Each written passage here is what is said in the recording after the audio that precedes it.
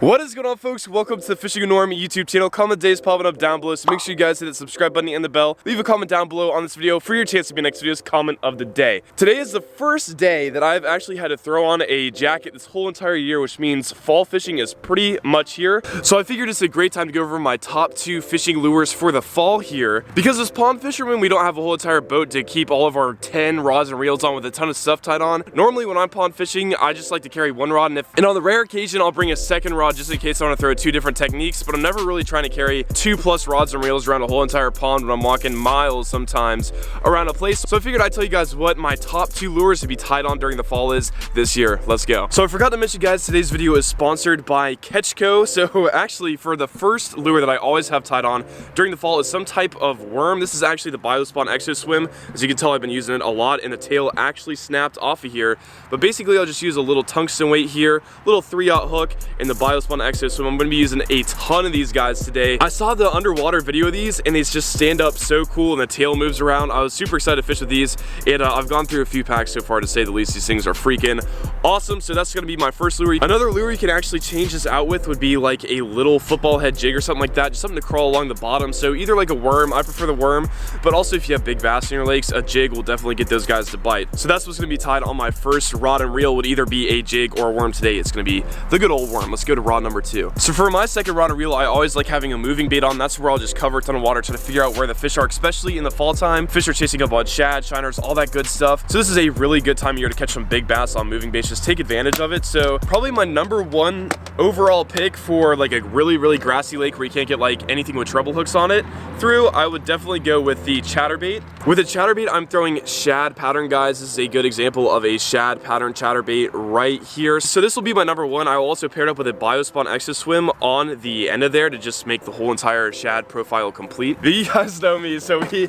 have the whole entire rattle trap box here. I love throwing the rattle traps, lipless cranks, whatever you want to call them. Probably my overall like favorite fishing lure of basically all time, I guess. And we got all of these rattle traps in here. The colors I stick with during the fall would either be like a shad pattern, just like this little guy right here, kind of looks exactly like a shad, or I'll be going with the chrome, the silver. And those are the 2 colors I really stick to during the fall. I don't really touch any of the other lipless crankbaits in here until other times of the year roll around. The third and final bait that I'm going to be throwing during the fall, this is for if you have a ton of like shad or shiners or bait fish in your ponds or lakes. I will be throwing the spinnerbait. It represents a school of fish. Spinnerbait probably like best fall fishing lure of all time. So I plan on throwing this a lot this time of year. But that's it as far as my second rod goes, guys. I'm probably going to be throwing the chatterbait around today. Chatterbait normally catches big fish. A lipless crankbait will catch you a ton of fish and just makes a noise that really annoys those bass. And then the third lure, the spinnerbait. I don't think there's like a ton of shad in this pond, so I'm not really trying to represent a school of fish. I'm just trying to represent like one bait fish this go around. And if you were to bring a third rod, normally carrying around 3 rods is too much for me, but if you were to carry that third rod, a third option, a great option would be a topwater lure. Any type of shad pattern right here. We got a shad pattern walking bait right here. That is just the good old Yoser. You can get these on Carl's Bait and Tackle right here. Super cool paint job on those. Or you could go with the popper. We'll see if I think we got a few shad pattern poppers in there, but just sticking to that shad pattern this fall is absolutely key. The one in my top hand here. But yeah, so that's it, guys. If I had 2 rods, definitely rocking the worm or the jig, most likely the worm, and then normally the rattle trap. Today I'm going to try to mix it up and throw the chatterbait. And if I did have a third rod, the topwater would definitely be on there. When you see those schooling bass going off, that's a great time to have the topwater rod right next to you, because you can throw it out there and like 9 times out of 10 they're going to come up, blow up on the topwater. Best way to catch them, honestly. But yeah, there's children screaming. But anyways, guys, there's kids screaming out here. We're about to go ahead and go to the pond here and see if we can't put some of these tactics to use. Let's go. Oh man, it's cold out here, but we have made it to the pond. We got our chatterbait tied on here and our Exo Ribbon worm Texas rigged, and I think we're going to start out with the worm here. There's some vegetation here on the side. Wind's kind of blowing this way. I'm liking it. Yeah, let's get started. First cast with the worm. Let's get it. Ooh, that's him. That's him. Got him. Oh my gosh. There we go on the Exo Ribbon worm, guys. Check that out. That fish is super warm for how cold it is out here. That was our first cast there on the Exo Ribbon worm, and we already caught one. That is just absolutely insane. Little pounder. Nothing big, but that will get the monkey off of our back to start out here, folks. That is awesome. See you, buddy. Yo, something big just hit right over here. Hold up. Hold up. Hold the phone.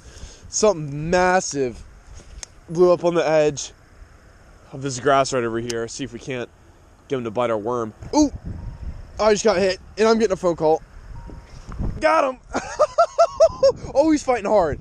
He's fighting pretty hard. Is it good? Oh, that's a better one. That's a better one right here, guys.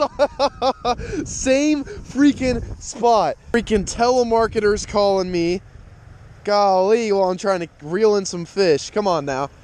Y'all know better. Awesome, guys. As you can tell, there's some vegetation right over here. I've been throwing my worm kind of in that vegetation, hopping it up and down under it, and we pulled 2 fish out of here. 2 super warm fish, actually, for how cold it is outside. That's a little bit of a bigger one. We'll get a weight on them just for the heck of it. That's a 2.49 pounder locked on the scale here. A little 2.5 pounder, like 5th cast out here. I will take that all day. Beautiful, healthy bass right there. We're gonna let her go. All right. Boom. There she goes. We got to check our line here on the exo ribbon to make sure that we don't need to retie or anything like that. I think that we are pretty much good. That fish did bite off the tail of the exo ribbon though, which is very sad to see. Right around this area is where we've had those 2 fish hit. Got our worm down there right now. Oh, that's a fish. Oh my gosh! He ran so hard! Did you guys hear the sound of that rod and reel? That is like the best part of catching a fish right there, and he's stuck on the edge of the grass. Oh my gosh, he freaking nailed it. Ugh. Come here, buddy. He's all the way out here on the grass mat. I'm stepping in like grass, it's knee deep, trying to get this guy. No way, he came off. Oh, no. That was so much fun the way he hit that though. I gotta get back up here. Ugh. I have no clue how big that one was, guys, but the way he hit it makes me want to think he was big, but we're going to pretend like he was small. Well, I think it's fair to say they're stacked underneath this vegetation mat here, and that might have been one of the bigger ones down there. He saw the little guys eat it, and then he was like, all right, now it's my turn. When the weather starts getting a little bit colder, like today we've had like this huge cold front come through, structure holds warmth to these fish, so obviously the vegetation, if there's logs, docks, anything like that, the bass are going to relate to it just because it provides them a little bit of warm. Is that another fish? That's another fish. Got him. Got him. Got him. But yeah, that's what I'm saying. I mean, they're just all going to be stacked up under here. That's another good solid fish right here. Well, there we go, guys. I mean, probably another 1.5 pounds or about. I mean, he's super fat, but fish are just stacked up underneath this grass. It's crazy. Guys, we're walking around the pond, and there is shad kind of busted on the edge of this little point up here, which I'm very excited about. We're going to start on this side. Instead of the worm, we're going to use the chatterbait here. Look at this right here, guys. Right around where my chatterbait is. Oh, there's literally a shad busted right when it hit the water. But there's shad all on the edge of this point here. Oh, that's him. Oh, we missed him, guys. Oh my gosh, that was the biggest swirl I've ever seen. I cannot believe that. There's a whole wake on the edge of that just to come after this chatterbait. Ooh, ooh. Got him. Right when it hit the water. There we go. It's a good one too. They fight. Oh my gosh, he came off. Are you kidding me? Wow. Wow, wow, wow, wow, wow. I hadn't even worked it yet. It was on the fall. I just got hit with this worm. My bail was open. I was trying to let it sink all the way down, and then all of a sudden it started taking off. And I was like, whoa there. That's him, please. I can't tell if he's still on it. Got him. Are you kidding me? What is this? That is the smallest bass I have ever caught out of here. Oh my. Look at that lunker with the sunset right there. I mean, I'll take it. Bass is a bass, but still, that's just silly. That is just silly. This sunset's freaking cool. We got to try to catch one more before the sun goes down. And I'm going to keep on trying the chatterbait, but I think it's just so cold today that the fish aren't really trying to eat the chatterbait. They like the worm a little bit more.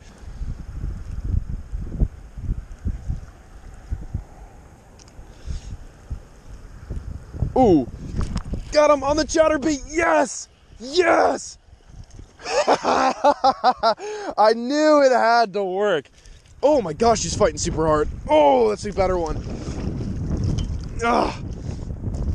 Come here, buddy. Bam! There we go, folks, on the chatterbait. About freaking time. Look at that. Chatterbait fish, the sunset, just so freaking beautiful out here. That is a solid, healthy fish, probably another 2.5 pounder, super thick one. Let's go. Sweet, guys, I just got the Instagram and Snapchat picture, and if you guys don't follow me there, all my social media is Fishing with Norm, so make sure you guys follow me on Instagram and Snapchat, but we're gonna let her go.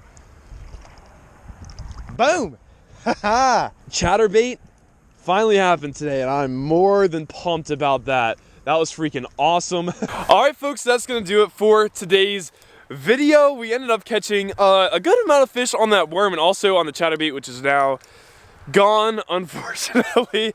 But yeah, I think these are two pretty decent lures to get you through fall fishing, even in a cold front. I love having that worm just for backup, and then a moving bait. And if you are gonna bring that third rod, remember to throw like a top water, something like that, that we can cover every single column of the water. It honestly would have been great to have today when I saw those shad hitting on top.